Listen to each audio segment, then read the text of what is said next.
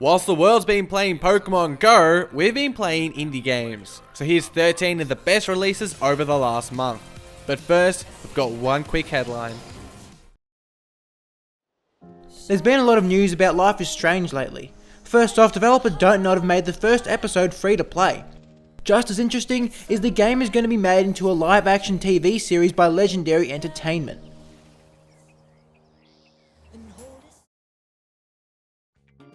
Pool Diver puts an unmistakable hipster moustache twist on Olympic diving in this quick time event mobile game. Free to play, it's good for a little break. Hunter's Legacy is a platformer with some nice animations and stealth mechanics, but is ultimately brought down by some clunky jumping, monotonous terrain and amateur sound design. Adventureland is a cute and super well animated platformer, in which you pop off your hat to solve all sorts of puzzles. Swordy is a crazy local party brawler in which you swing a giant sword around in a circle. We've played it at PAX the last 2 years and can't recommend it enough. Releasing on Steam in July, RimWorld has absolutely blown up in popularity. A strategic base builder in the mold of Dwarf Fortress, it's not hard to see why. Brilliant. The much anticipated We Happy Few hit early access release this month on PC and Xbox One. It still looks promising, but needs more time to grow. Lumbermancer is a magnificent looking action game in which you summon logs to fight the monsters of the woods. It's also full of personality and laughs.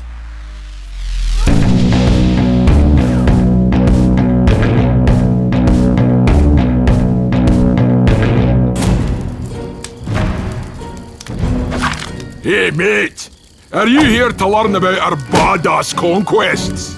Good! People are telling legends about all the intense shite we cause.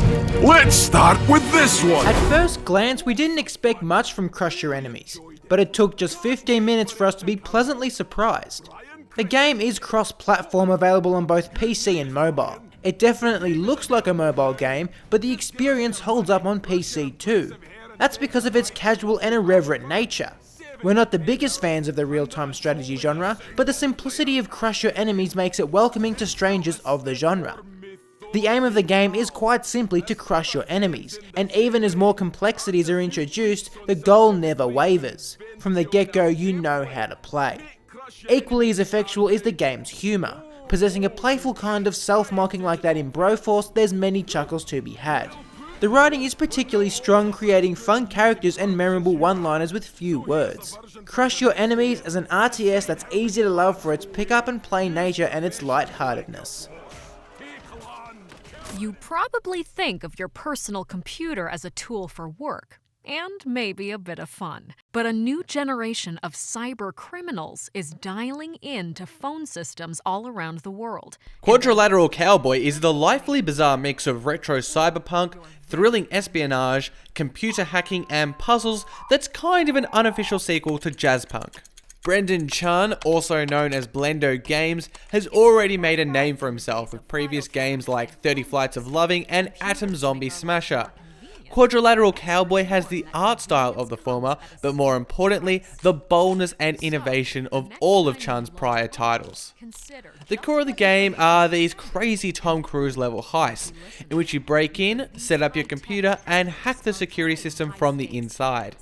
The hacking is nothing to be afraid of. It's more about logically solving puzzles than understanding long strings of characters. It's also really fun.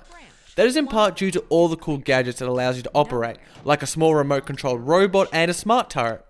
The world itself is a wacky blend of 20th century eras, in which vinyls mix with cassettes and blackboards cross over with monitors. Currently, the only major issue to be aware of is that there's been widespread complaints of the game crashing. Still, Quadrilateral Cowboy is a different experience, and beyond that, a great puzzle game. Welcome to your Topia. Humanity now lives in perfect robotic bodies. They are immortal, free from worry, free from disease, but they are Made not. by Double Fine and published by Adult Swim, Headlander is anything but normal. In its world that looks like a vision of the future from the 1970s, humans are enslaved to psychotic robots.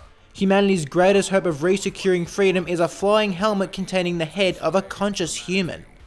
The good news is that in this retro dystopia, a flying helmet head has a competitive advantage. With robots abound, the helmet can detach from one robot, jettison around, and latch onto another. It's a pretty neat gameplay mechanic too, as it opens up access to all sorts of new abilities. The platforming is an interesting combo of Metroidvania backtracking and more intense moments of fire. Overall, it works pretty well. Headlander offers a fun and sometimes disturbing space to explore, as well as some solid side-scrolling action.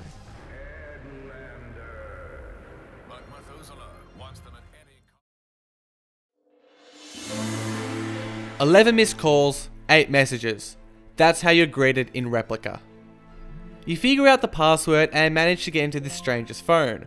More messages come in, asking where the stranger is. Maybe they've gone missing. Then you get a call. It's from a blocked number, but desperate for info, you pick it up. The other end claims to be national security. They say the phone belongs to a 17-year-old terror suspect. It's also revealed that you've been taken from your parents and put in a cell. If you help national security identify the suspect, they'll let you go. You're not sure who the good guy is. Heck, you don't know what you've done to wind up in this position. It's incredibly shady and voyeuristic.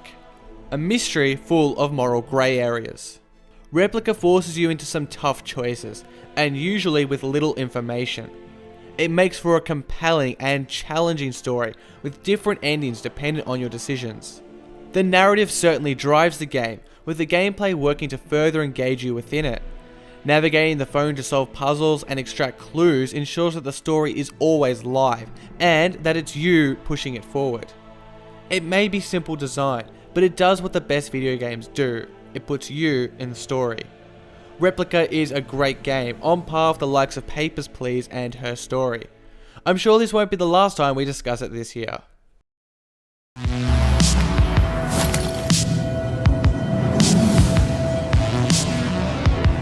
Now you're mine. Our number one game for July is Fury, a series of boss battles with neon ninjas that gives you as good an adrenaline rush as genre peer Devil May Cry. The action is so quick. Once a battle starts, there are no pauses. It's literally bullet hell, as families of projectiles bounce around the battlefield. When you get close to your foe, the intensity doesn't let up one bit, transitioning to a dangerously tight sword fight.